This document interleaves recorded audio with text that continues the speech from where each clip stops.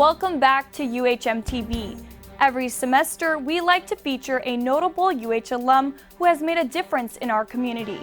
Reporter Elizabeth Ufi recently sat down with Jim McCoy, a proud journalism graduate from the class of 1977. At the state capitol, Jim McCoy, Channel 2 News. Jim McCoy is a true journalist at heart, and during his 45-year career, he worked as a print reporter for the Star Bulletin, an on-air personality and news director for KHON2 in Honolulu, and later for Como TV in Seattle. Today, he's still going strong as Director of Communications for the Pacific Historic Parks. But before it all, he was first a student here at the University of Hawaiʻi at Mānoa. Thanks for joining us today. Thank you for having me, Elizabeth. I'd like to dive into a little bit more about your childhood. Talk about, where you grew up and what high school you went to. I grew up all over the country. My dad was in the Air Force, and we moved many places. Radford was my high school, and I went there, and then I enrolled at the University of Hawaiʻi. Proud graduate, 1977. How was that transition from a public school to this university?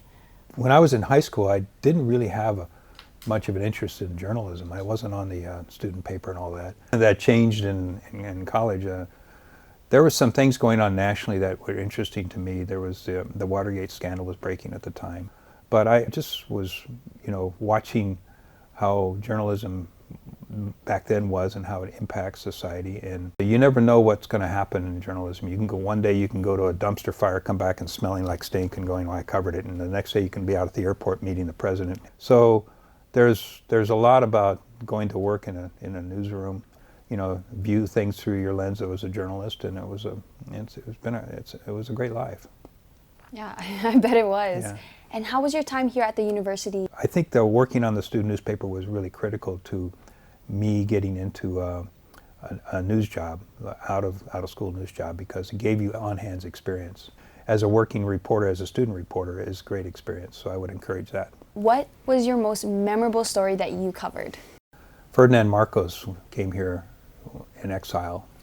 When he landed at the airport, I was not there. I was out in Makiki where he was supposed to go, but he never went there.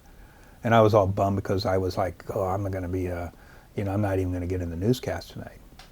But I called my contact and I said, were you out there today? And he goes, yeah. I said, anything unusual happen? He goes, well, it's kind of weird. Those Pampers boxes you see, they were full of jewelry. And I go, really?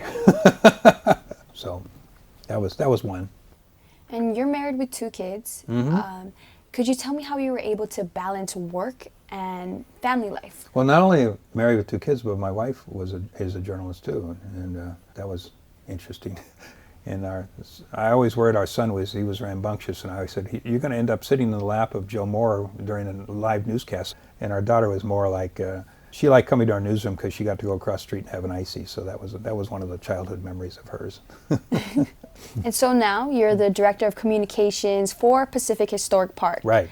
How was that transition? What made you get out of news? I love history. I know journalism. I've done both print and broadcast. And they were looking for somebody to do communications. And our mission at Pacific Historic Parks is to remember, honor, and understand World War II in the Pacific. It's a very important nonprofit, in my view, to put out the message that never forget. Do you have any advice for young journalists who are going out to the field, and even for the graduating class of 2021? Boy, I tell you, you guys have had a rough year. But it's also a tried and true way of doing things is to establish relationships, and maintain those relationships, because that's very, very much a factor in the career path people take. Thank you for sharing your story, yeah. And thank you for joining us for UHMTV. Yeah, thank you for having me. Go UH!